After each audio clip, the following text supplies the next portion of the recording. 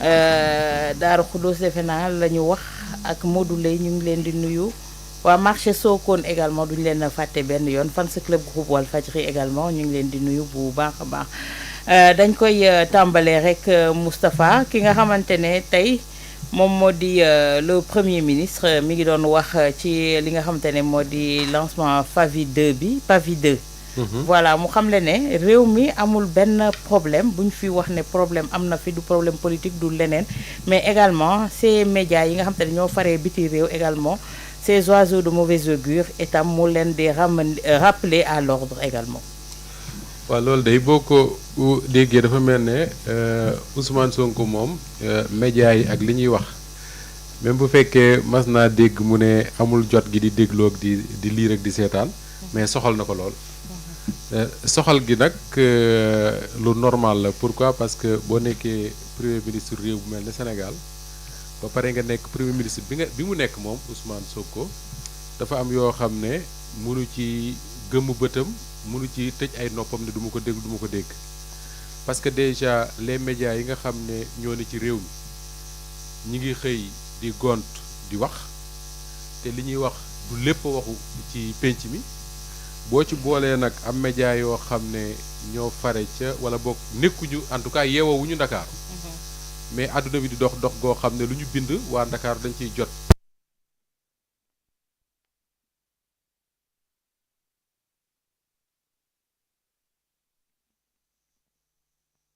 dama ne da nga ci war a réagir ak fermeté man bokk naa ci ñi nga xam ne te loolu sax mënta ñàkk parce que mooy sama liggéey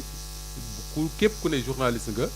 sa métier da ciy bokk si en tout cas say taxawaay say bëgg-bëgg da ciy bokk défendre la liberté d'expression parce que bu liberté d'expression amul journalisme mënta am mais liberté d'expression boobu loo ko gëm-gëm loo ko bëgg-bëgg it dafa am lu muy ànd mooy responsabilité parce que bu ñu toogee ñun ci réewum Sénégal mii di fi wax naan suñu ay liberté d'expression dañ ko war a respecter dañ ko war a nangam a nangam c'est simplement awa parce que dañ koo tal am na réew yoo xam ne tal nañ leneen lu dul lijjanti liberté d'expression li may nag ñu tal ko mooy li nga xam ne mooy stabilité réew mi li ko maye mooy sénégalais yi di demlante di jëflante ci jàmm ñi nga xam ne ñoo fi incarné ay kuréel mën na nekk ci wàllu waaso mën na nekk ci wàllu diine mën na nekk ci wàllu tarixa di demlante di dikkalante ci jàmm ak salaam ñi nga xam ne ñoo fi incarné ay institution di ko sàmm ci jàmm ak salaam ñi nga xam ne ñooy ay parti fare ci pouvoir wala ci opposition li nga xam ne moom la leen pouvoir may ci ay li leen constitution wala loi may ci ay pouvoir ak devoir ñuy jéem di ko respecter lu ñu mel réew mu mel noonu su fekkee da nga nekk premier ministre ba waroo nangu benn média mu ne ci réew meeg mu ne ci bitim réew di wax wala di bind yoo xam ne boo ko gëstoo amul benn cëslaay bu dëgër l'exemple que j'en donne certainement moo nekk sa xel mooy Jeune Afrique mi nga xam dañuy wax ne c'est un hebdomadaire parisien noonu lañ koy woowee parce que dëkkul Afrique Paris la dëkk même si il parle de l'Afrique mais bu ñu xëyee suba wax ne bëgg ñoo xamal ñun ci suñu Cour des comptes bi loo xam ne Pape Sané xamu ko ci Georges Nesta Diop xamu ko ci yeneen journalistes yi nekk ci télévision ak journaux yi Ndakaaru yi xamuñu ko man ça me pose problème parce que mënuñoo waane gën a waane ba man ñoo gën a xam li nga xam ne moo xew suñu réew bu ñu toogee ba mu neex leen ñuy ak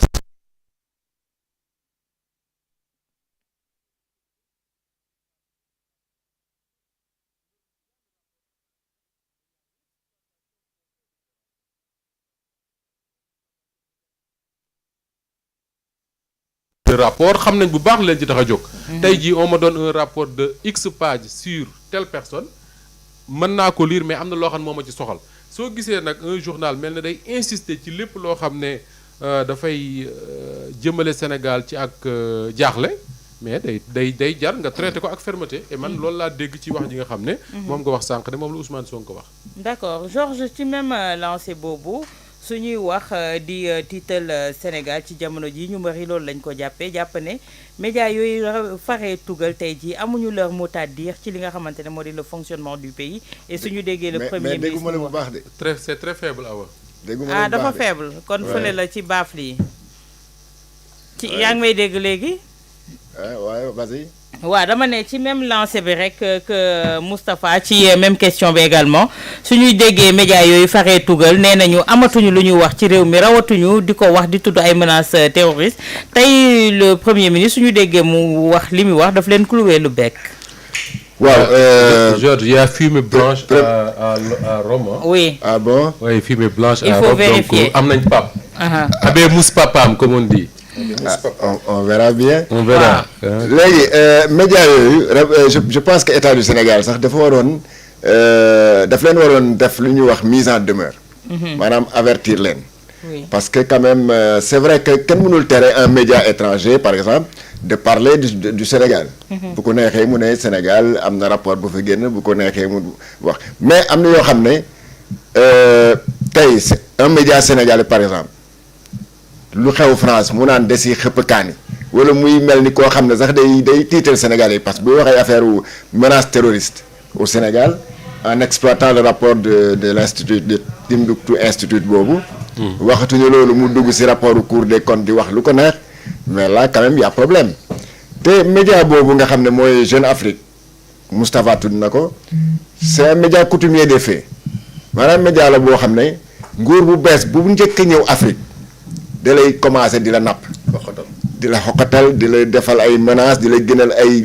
lépp loo kii boo fekkee nag da nga ragal nga daal di daw ne ko boo ñàkkee fayda nga daal di ko woo mu nga jënd fa publicité en public reportage boo xam ne 4 pages lay doon tu vas payer peut-être des centaines de millions ou une vingtaine de millions ñu dugal seen poche commencer di la defal le portrait du nouveau président le portrait du nouveau premier ministre Sénégal mu ngi avancé nangam en tout cas di la tàccu daal. Donc yooyu moom tout le monde connaît cette habitude-là de Jeune Afrique te loolu je pense que c'est des méthodes yoo xam ne ñoom dañu xamul ne africains yi wala sénégalais yi yeewu nañu dépasse nañu foofu on est passé à autre chose yaa ngi dégg. Tu ne penses pas un gouvernement boo xam ne il a été élu à 54% de l'électorat. Au premier tour. Au premier tour, une première en Afrique. Oui. Une première au Sénégal. Ben alors, est-ce que kooku mën nga jéem a wut par des subterfuges wala des manigances pour jéem a gëmloo Sénégalais que ne les Sénégalais ne sont pas contents de ce gouvernement-là. Ça c'est pas leur rôle. Ils l'auraient fait ailleurs te jéem nañ ko feneen parce que c'est pas pour rien d'ailleurs boo demee ba comme ay Burkina Faso boo demee comme ay Mali am na ces genre de médias là yoo xam ne. dañ leen fa dàq. dañ fa dàq parce que dañu bëgg a nekk foofu di chercher la petite bête mais moo tax tout simplement il y a un correspondant d'une radio étrangère amatuñ fa correspondant par exemple. Mali yi nga ñu jege rek. amatuñ fa. hein. Est-ce qu'on doit arriver à ce stade-là au Sénégal? Ah mais pourquoi pas bu fekkee ne yow mais ñooñu c'est-à-dire la différence c'est quoi peut-être ñooñu dañ nekk ay régime militaire rek moo tax ñoom ils font pas de trucs.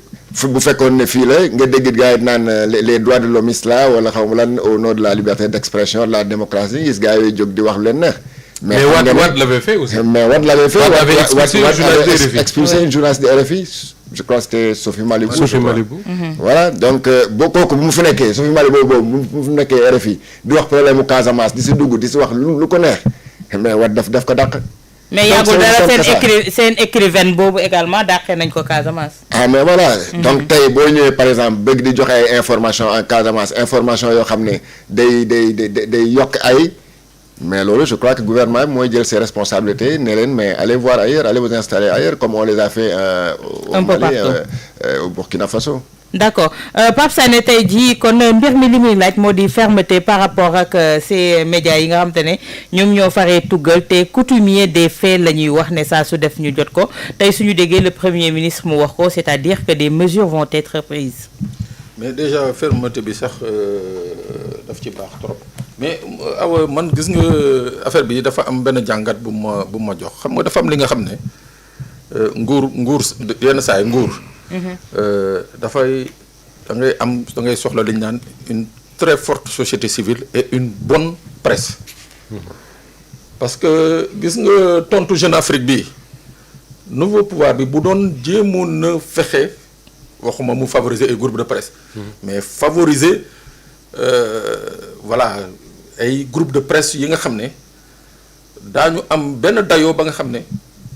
bu Jeune Afrique génnee bu ñu ko tontoo ñu ne muut avoir une presse forte. waaw une presse forte. nationale. voilà dana ci doon am solo moo tax tey jii bon c'est vrai que premier ministre génn tontu leen c'est bien politiquement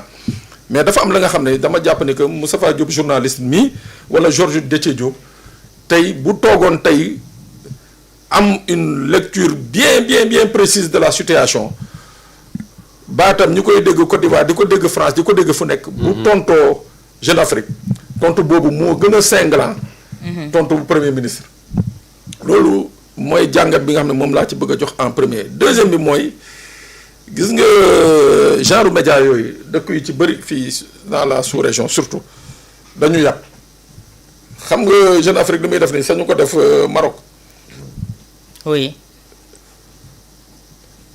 pays yi sunu dëkk yi nga xam ne jàpp nañu ko c'est de fragile démocratie ñoom dans leur entendement maanaam ñi leen jiite ils ont un culte de la personnalité bëgg nañu ñuy wax ci ñoom même bu dee dafa ñu lu baax mais nañuy wax ci ñoom rek rafet na. loolu lañ leen tàmmal waaw loolu lañ leen tàmmal ñoom jàpp nañ ne que loolu mooy continuer mais malheureusement la ñu comprendre et leçons yi dafa mel ni que ba léegi maîtriser wuñu leçons yi. Quand le président burkinabé Ibrahima Traoré génn def une sortie officielle wax ci Jeune Afrique c'est-à-dire ñoom à partir de ce moment dañu waroon changer de paradigme de démarche xam ni que actuellement les opinions publiques dañu évoluer en Afrique la nga xam ne nañ doon def di ko tegee pression chef d'État naan ko dinaa lay yàq au niveau international dinaa la def li yëg di loolu ça ne peut plus passer parce que awa xam nga lan moo am actuellement fii surtout en Afrique de l'Ouest mooy on a des pouvoirs yi nga xam ne peuple bi dafa adhérer dafa scotché à la vision de ce pouvoir de ces pouvoirs là soo xoolee Georges mu ngi koy wax même si les pouvoirs militaires il y a une adhésion populaire. oui.